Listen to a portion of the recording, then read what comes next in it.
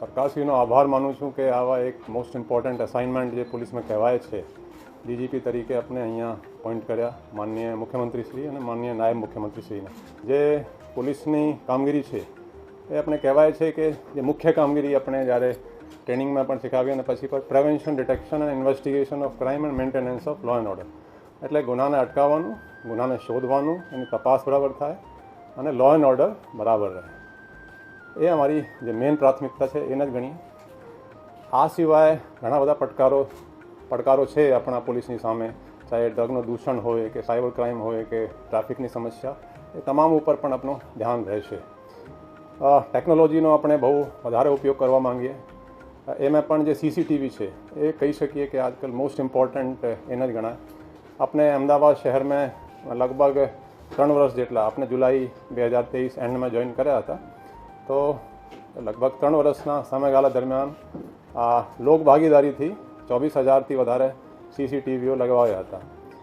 અને અમદાવાદમાં સરકારશ્રી દ્વારા કોર્પોરેશનના અને બધા મિલાવીને લગભગ 4,000 સીસીટીવી છે.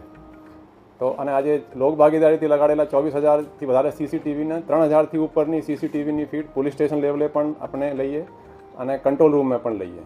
એટલે આ લોક ભાગીદારીથી જ થયા છે. તો એ આપણે ફર્સ્ટ પ્રાયોરિટીમાં અમુકમાં જે અમુક પ્રાયોરિટીમાં આને પણ આપણે પૂરા સ્ટેટમાં જે અમુક સિટીઝ છે લોક ભાગીદારીથી વધારેમાં વધારે સીસીટીવી લગાય એ આપણે પ્રાથમિકતા રહેશે. આનાથી તમારું જે પ્રિવેન્શન ઓફ ક્રાઇમ પણ થશે, ડિટેક્શન ઓફ ક્રાઇમ પણ થશે અને જે ઇન્વેસ્ટિગેશન છે એટલે આ તમામમાં આ બહુ કારગર ઉપયોગ થશે. આ સિવાય ગુનેગારોને કાયદાનો, પોલીસનો થોડું ડર રહે એ પણ આપણે એ રીતેની પોલીસિંગ કરતા આવ્યા છીએ અને એ પણ આપણે કરતા રહીશું.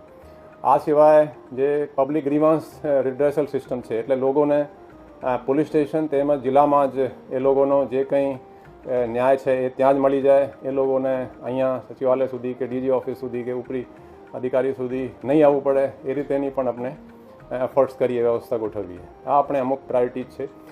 ડ્રગના દૂષણ જે વધી રહ્યા છે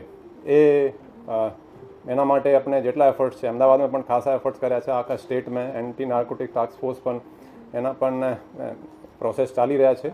એ શરૂ થશે તો એ ડ્રગ્સના આપણે ખાસ પ્રાયોરિટી આપવાના છીએ. આ સિવાય સાયબર ક્રાઇમ પણ એક મોટો પડકાર તરીકે ઊભો થઈ રહ્યો છે. અમદાવાદમાં અમને એમના કન્ટિન્યુઅસ ટ્રેનિંગના પણ સિસ્ટમ ગોઠવ્યા છે. ત્યાં સાયબર ક્રાઇમમાં ડિટેક્શનના માટે બરાબર ડિટેક્શન થાય, વધારેમાં વધારે ગુનાઓ પણ નોંધાય, એ પણ આપણે પ્રાયોરિટી છે. તો આ અમુક પ્રાયોરિટી છે. આ સિવાય એડમિનિસ્ટ્રેશન પણ ઇમ્પ્રૂવ થાય. જે બધા જ પ્રાયોરિટી છે ડીજી ઓફિસમાં, ખાસ કરીને વહીવટ થોડું એડમિનિસ્ટ્રેશન બરાબર ચાલે એ પણ આપણે એક પ્રાયોરિટીમાં રહેશે.